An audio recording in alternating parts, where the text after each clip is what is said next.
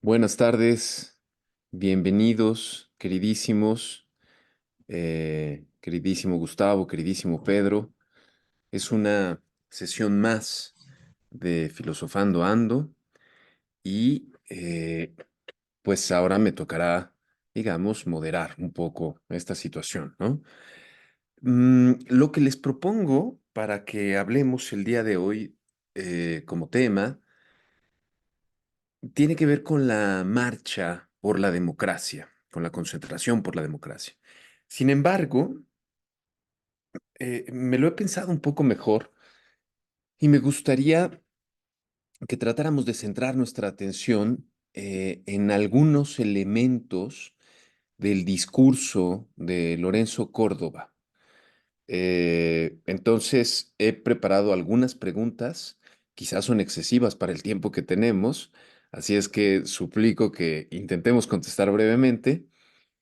Preparé 7 preguntas a partir del discurso de Lorenzo Córdoba, ¿no? Me gustaría saber qué opinan sobre esto.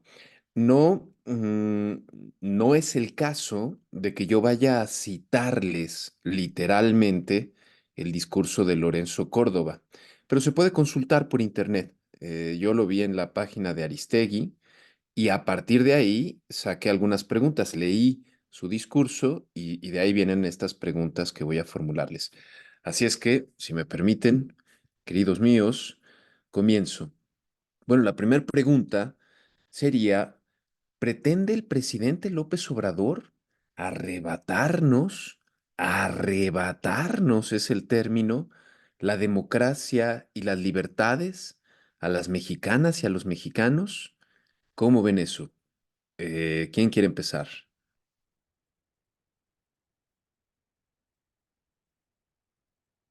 Venga,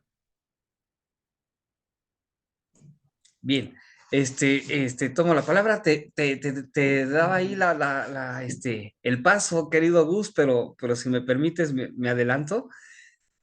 Gracias, querido Gus. Bueno, quizá tendríamos que retroceder un poquito a los supuestos de la pregunta.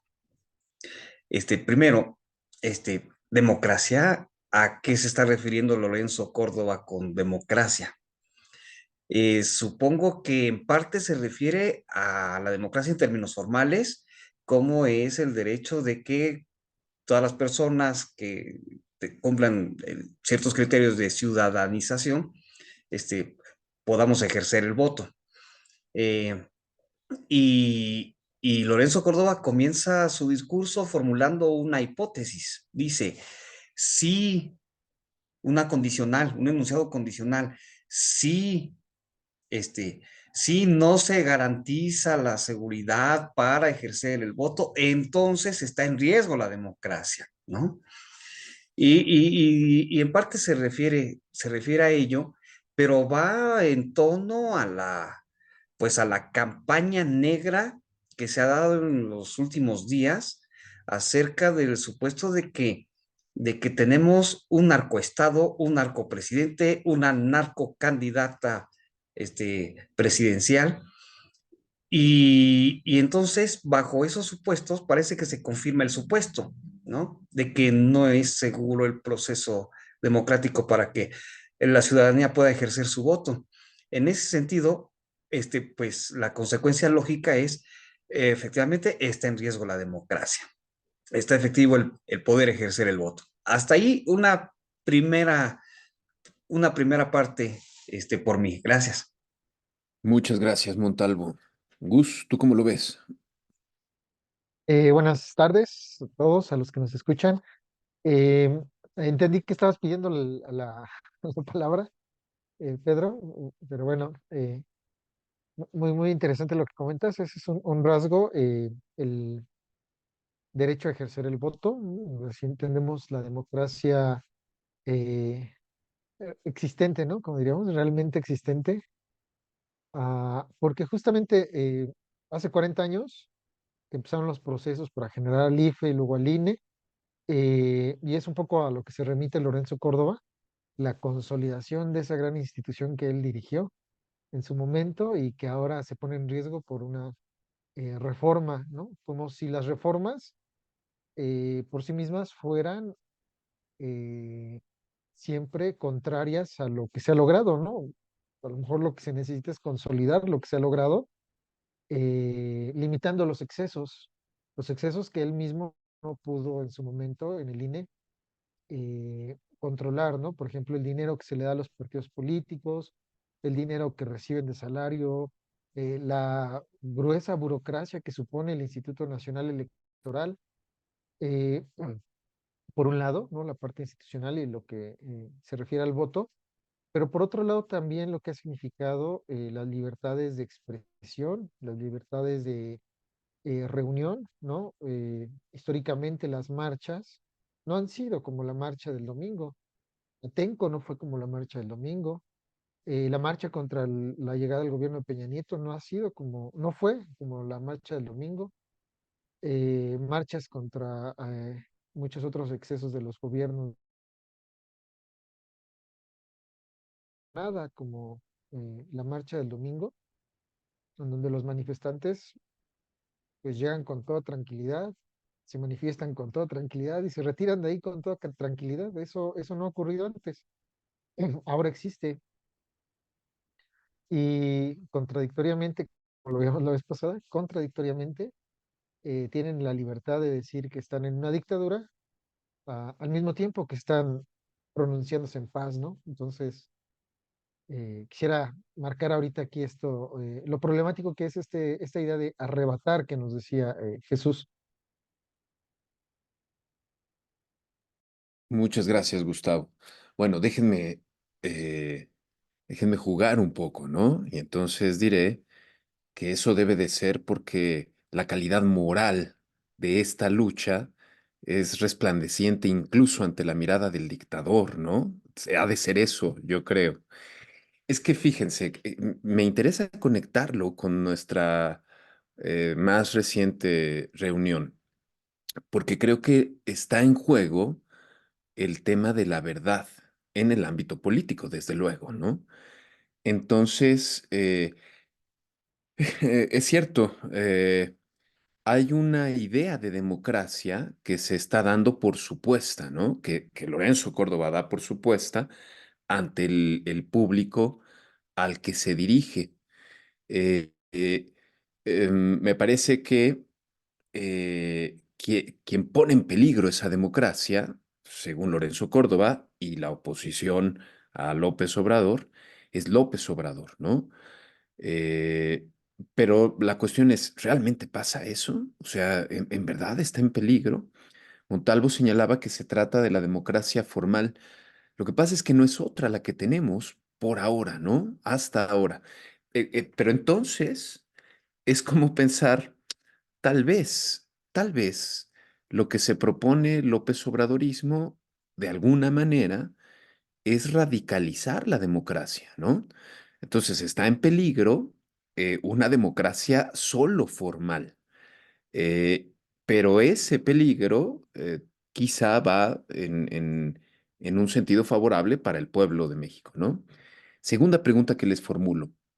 Veo con gusto que Montalvo también se asomó al discurso de Lorenzo Córdoba. El condicional al que hace referencia Montalvo viene un poquitito después y tiene que ver con esta pregunta que les formulo ahora. En realidad son dos preguntas. La primera es, ¿debemos resolver los problemas sociales? ¿Y a qué problemas sociales se refiere Lorenzo Córdoba? A la pobreza, a la desigualdad, he dicho, una vez más, a la desigualdad, la corrupción, la impunidad, la violencia y la inseguridad. Debemos resolver estos problemas porque estos problemas ponen en peligro nuestra democracia. Lorenzo Córdoba se atreve a decir eso. Entonces, lo importante sería nuestra democracia y no la solución a estos problemas, ¿no? Habría que resolverlos por bien de la democracia, ¿no? La segunda pregunta, ligada con la anterior, es, ¿la existencia de dichos problemas no es una señal de que nunca hubo una auténtica democracia, una democracia no formal, o no solo formal, sino real, material y formal, dentro del México neoliberal. ¿Cómo ven ustedes esto? Sí, tomemos el mismo orden. Montalvo y Gus. Montalvo primero. Ay, bien, este, pues qué pelotita me has echado, querido Jesús. Ah, yo lo primero que estaba pensando conforme te ibas expresando, querido Jesús, era en la en ideas relacionadas con el desarrollo y el bienestar de las naciones, porque es un discurso viejo, además, ¿no? Este, el desarrollo y el bienestar de las naciones se supone que es posible si y solo si se atienden estas problemáticas que tú has enunciado, ¿no? Y dependiendo de cada nación, hay algunas variaciones. Eh, y entonces, si se atienden esas problemáticas, se podría garantizar un sistema democrático y no solamente formal, sino incluso una vida plenamente democrática. Ah, de tal suerte que México entonces nunca ha sido una nación democrática. Así de simple, ¿no? Si la democracia se define a partir de la atención a esas problemáticas, pues queda claro que México nunca ha sido una nación democrática. Y esto se parece un poco al desarrollo, también a las ideas relacionadas con el desarrollo científico y con la filosofía mexicana. Pues déjenme meter un poquito de jiribilla por acá. Porque ha habido filósofos en México que dicen que no puede haber plena filosofía en México si antes no tenemos un pleno desarrollo económico. Ajá, ¿no? Eso han dicho algunos filósofos y lo mismo se dice con respecto a la ciencia en México, que no podemos desarrollar la ciencia hasta que podamos resolver algunas de las problemáticas relacionadas con la pobreza, relacionadas con la inseguridad y otras más. Así que ni podemos definir a la nación mexicana como democrática, pero tampoco como una nación en la que se pueda desarrollar plenamente la filosofía y las ciencias, porque pues son problemáticas que nunca se habían atendido o se habían atendido de una forma, híjole, entre lo mediocre y y lo meramente, y por apariencia nada más, ¿no? Porque ¿qué gobiernos de los recientes habían atendido estas problemáticas? ¿Qué gobierno había atendido la pobreza? En todos los gobiernos anteriores hubo, salvo quizá en el de Fox, en el que se redujo un poco, pero en todos los gobiernos anteriores ha habido aumento en los niveles de pobreza. Y aún en el gobierno de Fox también está en duda, ¿no? Tendríamos que ver datos más precisos, más duros para poder confirmar si efectivamente el gobierno de 2000 a 2006 fue un gobierno en el que se redujo la pobreza. Pero en toda esta etapa neoliberal, desde la Madrid hasta 2018, pues todos estos gobiernos de la etapa neoliberal se distinguieron porque se ampliaron las brechas de desigualdad, ¿no? Porque se crearon más condiciones de injusticia, porque aumentó la pobreza. En ese sentido, pues queda clarísimo, México no ha sido democrático en los últimos años. Eh, y lo que yo entiendo es que la promesa de la cuarta transformación tendría sí que asegurar una nación plenamente democrática. Y no solamente de tipo formal, sino como una forma de vida. El hecho de proponer, por ejemplo, que los magistrados sean electos, pues va encaminado hacia la idea de que tengamos una vida democrática y que va más allá de la simple elección. Creo que me he extendido un poco. Gracias, Pedro. Gracias, gracias. Queridísimo Gus. Bueno, yo quisiera asociarlo un poco con lo que decías sobre la idea de verdad que podría estar detrás de lo que manifiestan. Yo creo que es una especie de suerte de verdad como coherencia muy idealista, en donde ciertamente ponen en un punto muy importante el criterio de desarrollo económico que nos comenta Pedro, y también una democracia eh, meramente formal, como se ha comentado. Y entonces todo lo que en la realidad no cuadre con esa democracia y ese desarrollo económico, pues estorba a esa democracia y ese desarrollo económico, ¿no? Y entonces entran como en un círculo vicioso en donde tienen un mal diagnóstico de la realidad porque son incapaces de reconocer las particularidades y especificidades de nuestra realidad, ¿no? Por ejemplo, el mercado informal es una realidad desde la época de la colonia. Las formas distintas y plurales y diversas de saberes, ¿no? También desde tiempos prehispánicos, y a pesar de la colonia han sobrevivido, ¿no? Como bien comenta Pedro, pues todo eso seguramente nunca va a cuadrar con una idea de filosofía totalmente eurocéntrica, y entonces no se hace filosofía de Europa, ¿no? Entonces, yo creo que Lorenzo tiene esa perspectiva, ¿no? Esa idea de decir, eh, no, justo no lo había visto en el discurso, o sea, lo escuché, vi la grabación, pero no lo había visto así como que había dicho exactamente eso que estás comentando, Jesús, que dijo, que si no, que esas cosas que no se han resuelto ponen en riesgo la democracia, pero esas cosas siempre han existido. Entonces, en realidad tampoco nunca ha existido la democracia, ¿no? Si seguimos, si tomamos, digamos, a pie juntillas lo que él mismo está afirmando, ¿no? Eh, bueno, quisiera dejarlo hasta ahí y esperar más preguntas. Gracias. Fíjense, déjenme exponer un poco mi idea sobre esto mismo. Yo creo que son dos nociones distintas de democracia. Una formal, que es la que defiende Lorenzo Córdoba. Por supuesto, nunca dice voy a defender la noción formal de democracia, pero en realidad es esa la que defiende, ¿no? Y esa noción tiene que ver prácticamente con el voto y ya. Entonces, me parece que es muy poca cosa. Y me parece que en su planteamiento es como si el fin fuera la democracia formal, cuando en realidad creo que en todo caso sería el medio. Pero además, entre los problemas sociales que señala, que Lorenzo Córdoba señala, está el de la desigualdad. Válgame Dios. Pues justamente por el problema de desigualdad que hay en nuestro país, es que tenemos esta democracia solo formal, ¿no? O sea, mientras la desigualdad, en mi opinión, la desigualdad es el problema social fundamental, el más importante.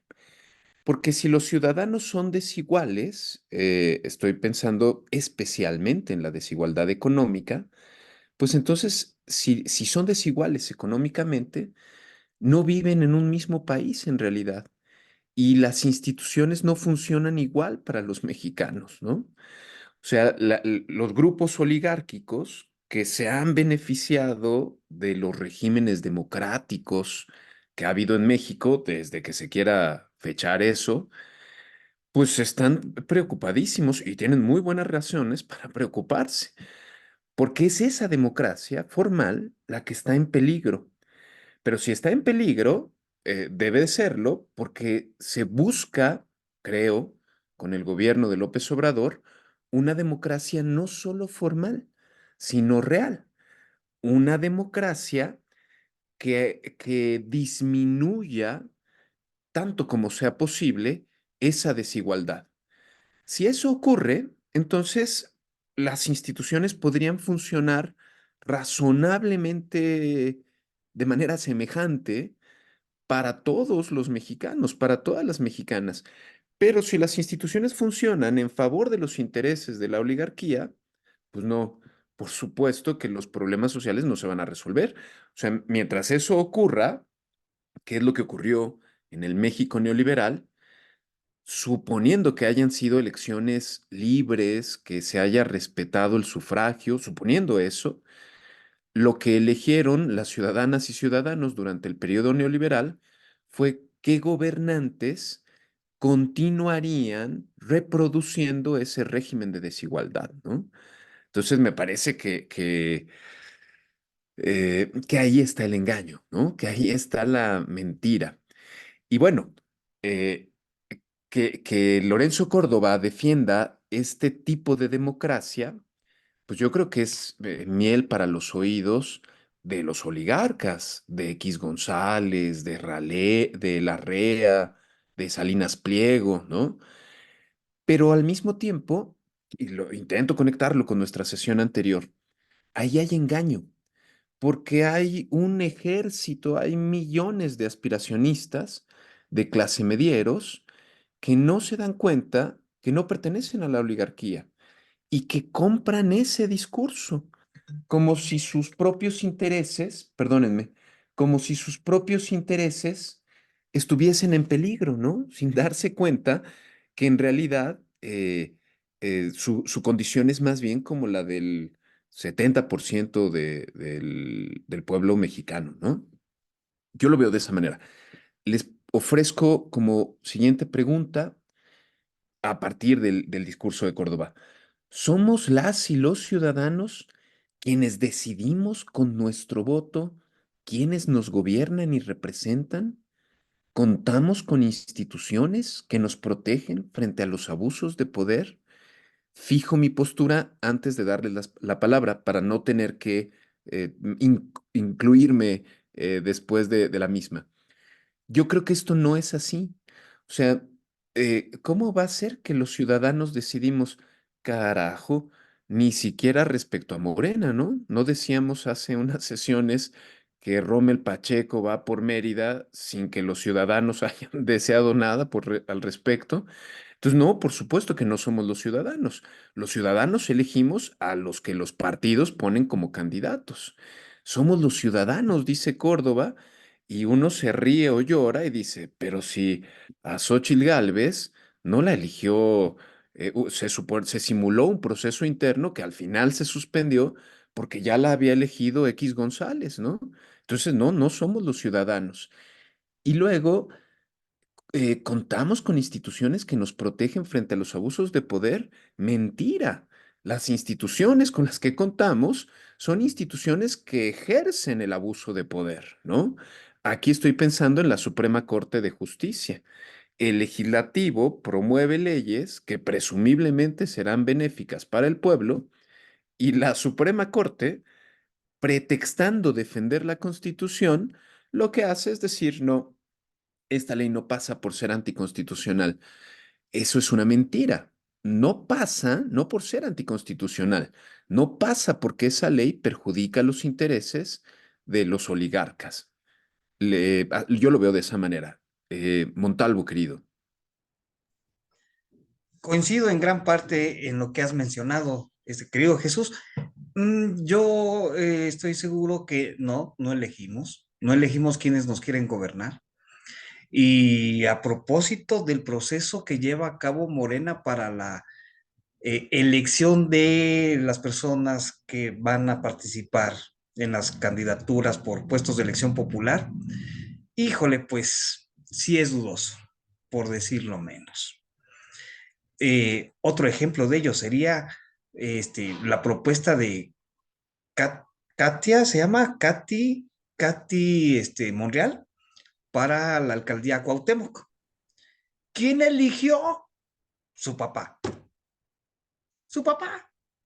Y lo está consintiendo el presidente del partido y la secretaria general del partido, ¿no? Este, pero quien la eligió fue su papá, no la ciudadanía. Eh, Mi papá, mi mamá viven en la alcaldía Cuauhtémoc. Entonces yo durante algunos años de mi vida estuve en la alcaldía Cuauhtémoc, antes la delegación Cuauhtémoc, ¿sí? No, pues cuando era un semirreinado, perdón por la expresión, de Dolores Padierna y su grupo, ¿sí? ¿Y cuándo elegimos? ¿Cuándo participé yo en la elección de quienes quería que fueran candidatos en su momento del PRD, ¿no? O ahora de Morena. No, no es claro, no es claro. Y la encuesta no me satisface. Para mí la encuesta es muy oscura, porque además, salvo porque yo no haya hecho un trabajo de investigación, mínimo, pues creo que se mantienen en lo oscurito. ¿Dónde están, los análisis, los resultados, los datos de las encuestas?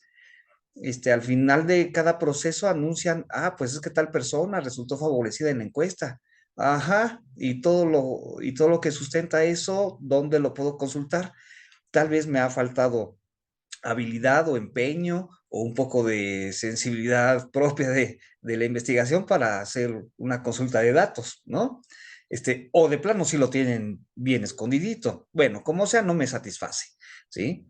Entonces, ciertamente no elegimos quiénes quieren ser nuestros gobernantes. Y por lo que respecta a las instituciones que deberían garantizar nuestros derechos, el mínimo, por ejemplo, para poder votar, pues para mí fue clarísimo en el 2006 que no, que no, ¿sí? En el 2006, las instituciones, el Tribunal Electoral, pudo haber invalidado el proceso electoral por muchos motivos, ¿sí? La diferencia que finalmente se registró como mínima eh, no es suficiente para aclarar el proceso de 2006, en el que presumiblemente hubo un fraude. Y hubo un fraude más allá del conteo o no de todos los votos, sino fraude durante todo el proceso, ¿sí? Y el Tribunal Electoral validó todo el proceso nada más para nombrar a Felipe Calderón como representante del Poder Ejecutivo. Entonces, y ese poder, y ese tribunal de 2006, con alguna variación en las personas, es el mismo de ahora. Es exactamente el mismo, ¿sí? Entonces, ese tribunal garantiza que el proceso sea limpio, sea confiable, sea válido. Híjole, yo creo que no. Yo creo que no. En estos sentidos, pues coincido plenamente contigo, querido Jesús, pero esto me orilla a decir lo siguiente. Si en el próximo proceso electoral hay el chance de que haya una representación en, en el poder legislativo para poder cambiar las reglas, entonces lo que está en juego es ese proyecto, ¿no? De poder cambiar las reglas. Las reglas que tenemos ahora son las reglas del periodo neoliberal. Se han comenzado algunos procesos de cambio en la administración pública, pero falta hacer modificaciones serias, profundas, en las reglas fundamentales que ordenan nuestra democracia.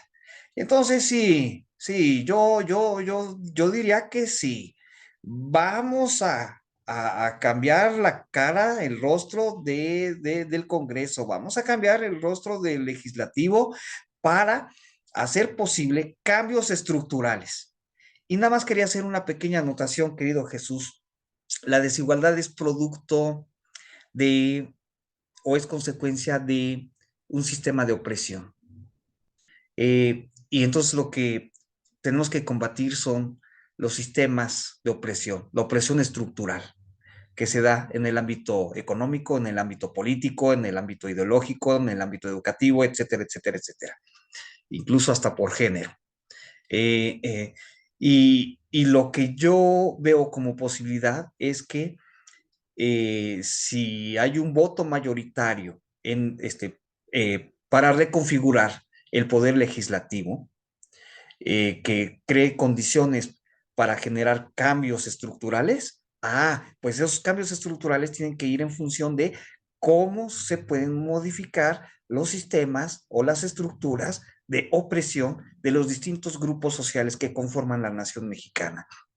Y entonces sí, tendríamos que modificar, por ejemplo, el Tribunal Electoral y tendríamos que modificar la Suprema Corte de Justicia y tendríamos que, está todo por hacerse y esto es algo que me encanta, ¿sí? A diferencia de, y voy a hacer un comentario, voy a hacer un reduccionismo que puede llegar al absurdo, pero a diferencia de, no sé, los holandeses, de los franceses, y de algunas democracias, del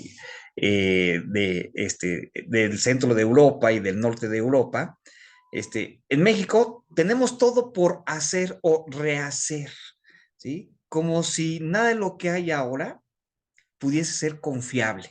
Ay, pero es un riesgo tremendo, ¿no? Pero lo que me fascina es que hay la posibilidad de rehacer a la nación. Y esa idea me fascina. Uy, me extendí.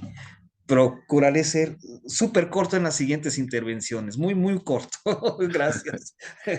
Gracias, Montalvo, gracias. No, no, no, pues es muy interesante lo que dices.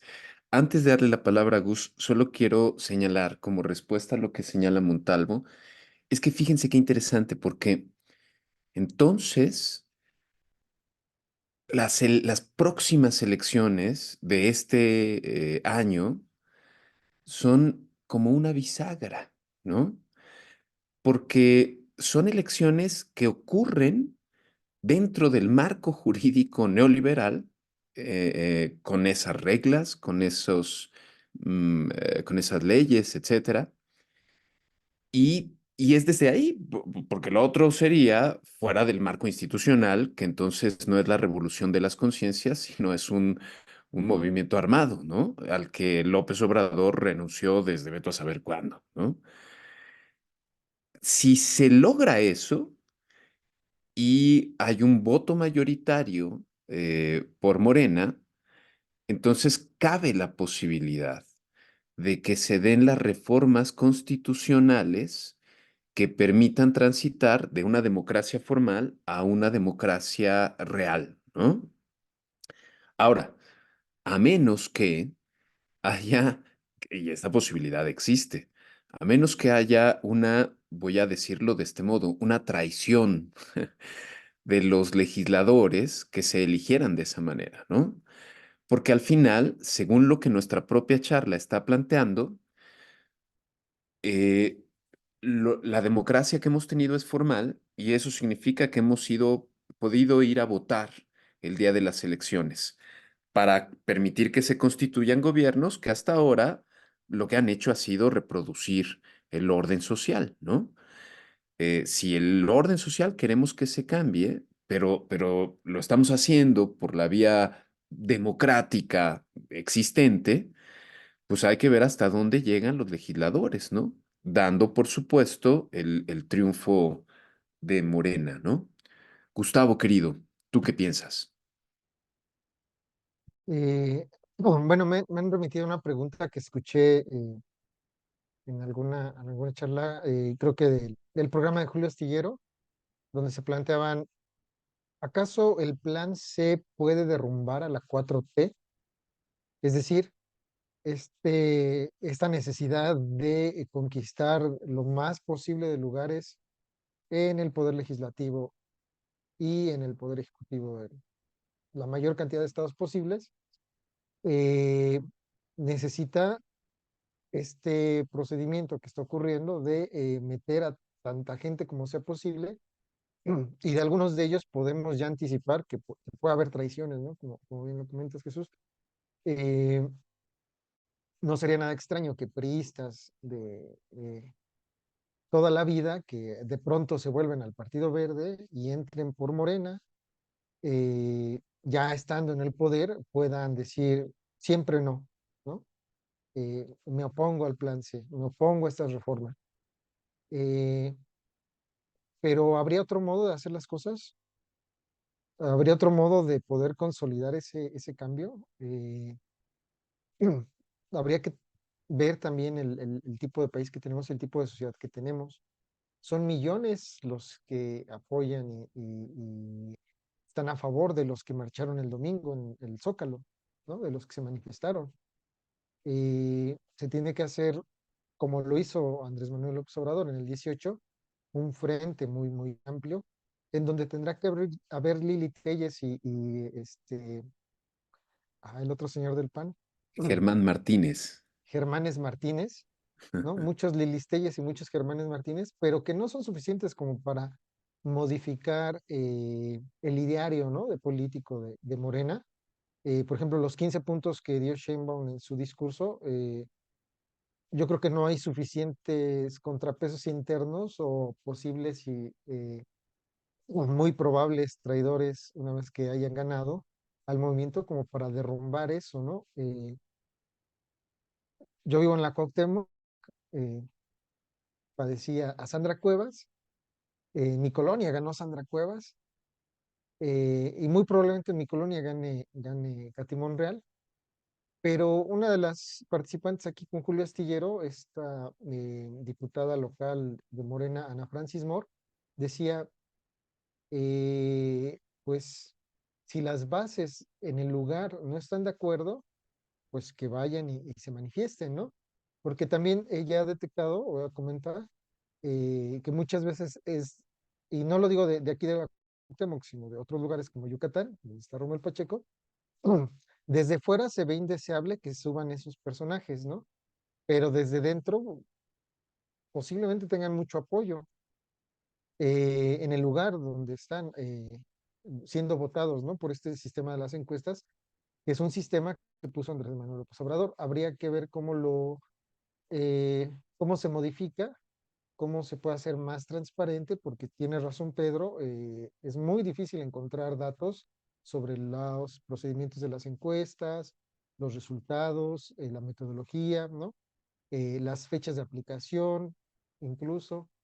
Es bastante complejo y bastante oscuro. Creo que lo hicieron con mayor seriedad y transparencia para el proceso de elección de Claudia Sheinbaum y de Clara Brugada. Y ciertamente sería muy engorroso hacerlo así en todos los procesos, pero habría que encontrar un mecanismo, ¿no? Porque sí es complicado ante el reto que se le presenta a Morena, ¿no? Y este reto se le presenta a Morena como resultado del tipo de oposición que tiene también. Pero ante la pregunta de cómo podemos ejercer la democracia y cómo podemos tener ciudadanos que sean verdaderos agentes, actores sociales, políticos de cambio que incidan. Yo creo que el tipo de reforma que propone el presidente es lo que quiere, es lo que busca, ¿no? Que haya mayor democracia participativa. Ante tanta democracia formal, más participación. Eh, Tradicionalmente los políticos se quejan de que la ciudadanía no se informa correctamente, se desinteresa mucho, ¿no?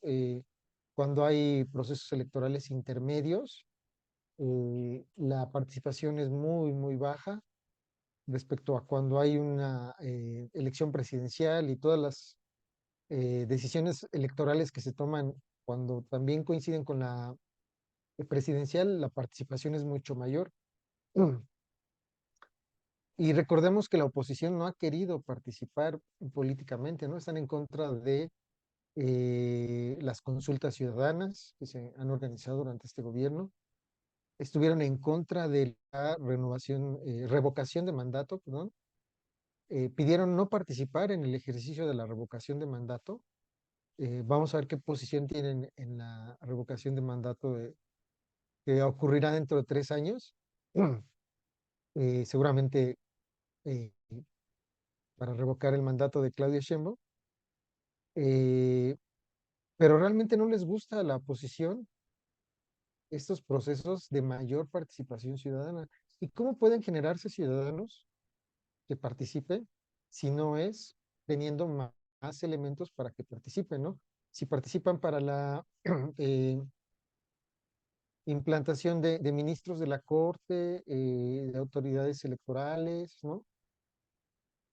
tendremos que ser ciudadanos cada vez más informados, cada vez más politizados, y entonces a lo mejor nos equivocamos mucho en las primeras elecciones, pero iremos aprendiendo de nuestros errores, ¿no? Pero no lo podremos hacer nunca si no se dan las condiciones para que verdaderamente participemos y nos hagamos cargo de los representantes que tenemos. Entonces, creo que debería haber tres momentos, ¿no? Un momento en el cual la ciudadanía participe hasta cierto punto en la elección de candidatos eh, para el cargo que sea. Otro momento para que participe y observe detenidamente los procesos electorales. eh, Son muy evidentes cuando hay un derroche de recursos, como ya lo hay, por ejemplo, en las campañas de redes sociales de Xochitl. Apenas ayer o antier salió una noticia, ¿no? De millones de cuentas contra el presidente y a favor de Xochitl. Eh, y un tercer momento, algo que comentaba también Pedro, una vez que llegan al poder, tener mecanismos para exigirles que cumplan con lo que dijeron, ¿no? Porque eh, muchas veces en las campañas llegan con las grandes promesas y en cuanto toman el poder, se distancian de la ciudadanía, ¿no? Además de la revocación de mandato, tendría que haber otros mecanismos de vigilancia sobre cómo están actuando las autoridades, cómo están tomando las decisiones y vigilar que verdaderamente sigan el proyecto con el cual llegaron, ¿no? Proyecto también un tema en el cual la oposición actualmente pues no tiene, ¿no? Entonces, bueno, hasta ahí por el momento. Bueno, Muy una, bien. una, una cosa más, si puedo Sí, decirle en ese momento. Sobre lo que decías y lo que mencionaba Pedro de la opresión de los sistemas de dominación, y también tú comentabas cómo es posible que no se den cuenta lo que quieren reproducir quienes apoyan esta marcha rosa. Y nada más mencionar lo que decía Simón de Beauvoir, el opresor no sería tan fuerte si no tuviese cómplices entre los propios oprimidos, ¿no? Hay claro. muchos oprimidos dentro de estos grupos, pero no se dan cuenta que están apoyando a su propio opresor. Sí, de acuerdo. Montalvo, querías decir algo. Ay, pero no quiero monopolizar, mejor plantea la siguiente pregunta porque tal vez pueda intercalar se me estaba ocurriendo. Entonces, para no monopolizar, adelante, querido Jaimes. Estamos casi sobre el tiempo porque terminamos 6:45 aproximadamente, ¿no? 6:40, 6:45. Entonces, les propongo más bien que hagamos como reflexiones finales sobre lo ya dicho y planteado. Yo quiero decir algo también sobre los sistemas de opresión y otra vez sobre la mentira y la verdad en política, ¿no? Es que precisamente el problema es que las instituciones y la democracia que defiende Lorenzo Córdoba y que defienden los opositores al presidente López Obrador es una democracia que engaña. En este sentido, eso, o sea, ese discurso de Lorenzo Córdoba es un discurso demagógico, porque quiere hacernos creer, y tiene éxito con algunas personas, quiere hacernos creer que ya tenemos un régimen democrático, que la nuestra es una democracia acabada y que por lo tanto, pues hay que cuidarla a como dé lugar de cualquier intento de transformarla, ¿no? Yo pienso, bueno, eso es mentira. Eh, Sería una democracia plena si no hubiera problemas sociales, especialmente el de la desigualdad. Dice Montalvo, te cito, si te estoy tergiversando, por favor, corrígeme, Montalvo, que la desigualdad tiene que ver con los sistemas de opresión, fue lo que planteabas. Bueno, claro, pero es que los sistemas de opresión ocurren no solo mediante la acción directa, es más, suelen ser más eficaces con mecanismos institucionales. O sea, cuando es el marco jurídico el que posibilita que los grandes capitales puedan evadir impuestos o puedan recuperar impuestos, ¿no? Cuando es el marco jurídico el que obliga a los asalariados a pagar sus impuestos sin ninguna alternativa, ¿no? Cuando es el marco jurídico el que, etcétera, etcétera, etcétera, etcétera, pues entonces el sistema de opresión está institucionalizado. Y es esa la razón por la cual debe de ser transformado, ¿no? Por la cual debe de cambiar. Cuando Lorenzo Córdoba nos ofrece ese discurso es una mentira. Ese discurso se ajusta a la realidad de la oligarquía y no se ajusta a la realidad de millones de simpatizantes de Xóchitl Gálvez y odiadores de López Obrador que creen equivocadamente pertenecer al círculo de opresores, al círculo de privilegiados, ¿no? Eh, pero eso es una mentira, pues, ¿no? Ahora, quien miente, pienso yo, es Lorenzo Córdoba. Los otros son engañados. Y esos que yo creo que son engañados, tal vez convenga, en cada caso concreto, cada persona tendrá que decidir hasta dónde, cuándo y cómo, pero tal vez convenga entrar en intentar Sí, evidenciar que sus creencias están equivocadas, ¿no? Que no pertenece a esa élite y que en realidad lo que está defendiendo es la desigualdad, una desigualdad que le perjudica a esa persona tanto como al resto del pueblo, ¿no? Lo dejo ahí. Montalvo. Sí, gracias. Yo amo a Ana Maris, no, ¿cómo es? Ana Francis Moore. La amo. Me parece que es una persona fascinante. La amo. Eh, eh, eh, a modo de comentario final, pero hilando parte de lo que han expresado, yo creo que podemos entablar diálogos, podemos entrar en discusiones con las personas con las que no coincidimos, en función de cuáles son los ideales políticos, cuáles son los ideales que se pueden perseguir en el proceso de esta jornada electoral que vamos a tener próximamente. Pero yo creo que hay que buscar el diálogo. Eh, lo que dices, Jesús, me parece fundamental. ¿Sí?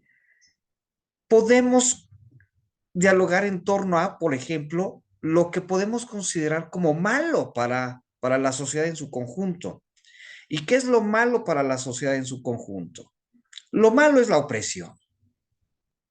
Incluso los bienaventurados que creen que siempre actúan rectamente, pues valdría la pena dialogar con esa gente para decirle, oye, siguiendo tu moral, siguiendo tu lógica, estarás de acuerdo en que, ¿verdad que es malo, es mala la opresión? ¿No? Y tal vez parte de lo que estás defendiendo o de lo que forma parte del discurso de las personas que se oponen a una auténtica democratización de la población mexicana, pues están defendiendo solamente privilegios. Y al defender sus privilegios, están reproduciendo los sistemas de opresión. Y la opresión es mala, porque la opresión nos lleva a la marginación. La opresión nos lleva a la violencia. Es más, y yo creo que en este sentido, Andrés Manuel López Obrador tiene un punto a favor, ¿sí? La violencia es producto de la injusticia, es producto de los sistemas de opresión, es producto de muchos factores, ¿sí? O sea, no es el principio, sino producto de muchas cosas, ¿sí? Y entonces hay que atender el mal en sus raíces.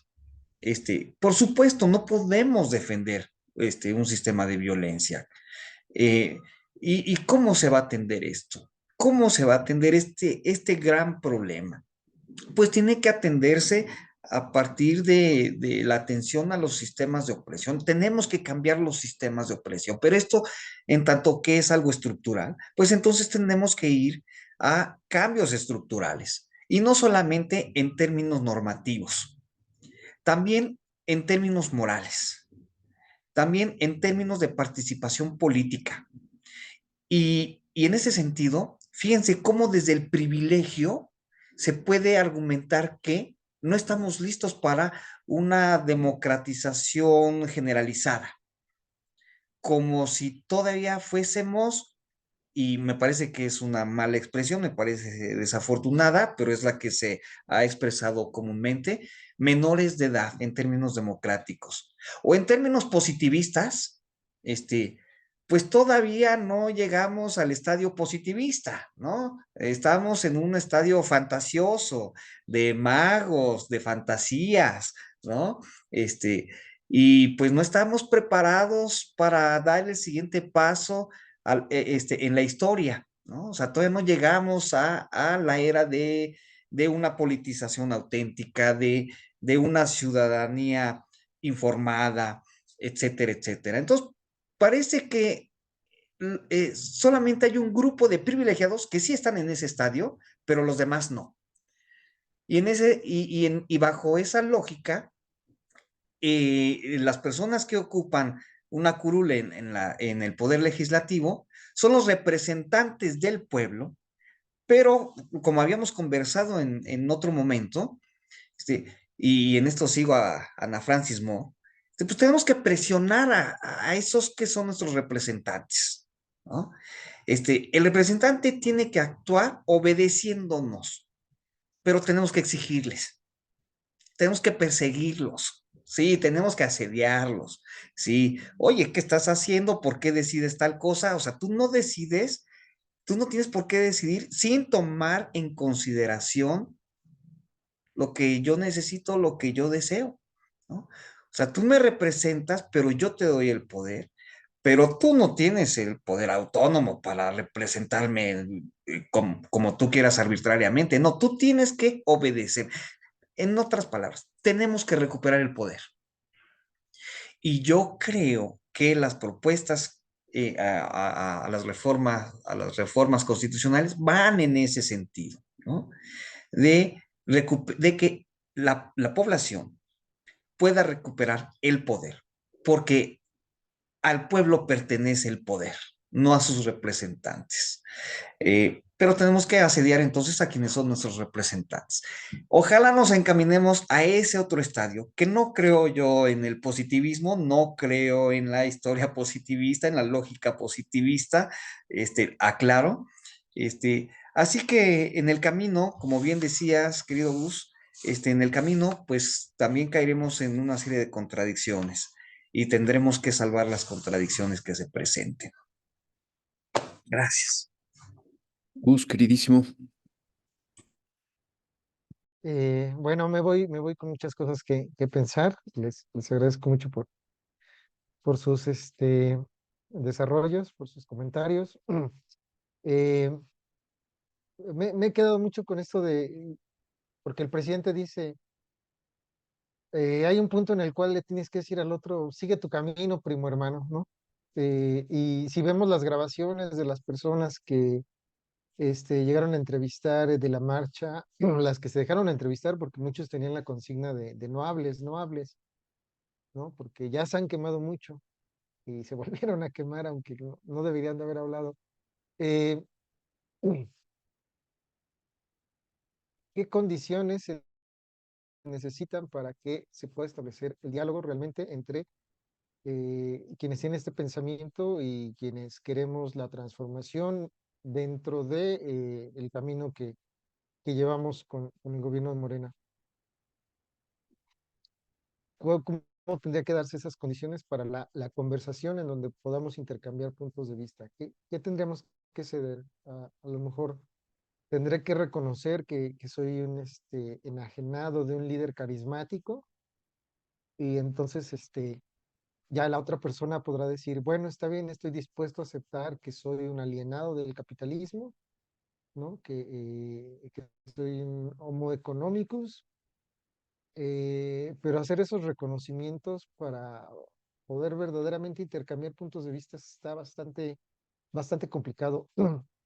A lo mejor, y aquí quizá me separo un poco de, de lo que han comentado, a lo mejor más bien es discutir las contradicciones entre los que más o menos queremos la transformación, porque dentro de los que sí queremos la transformación también hay muchísimas contradicciones, ¿no?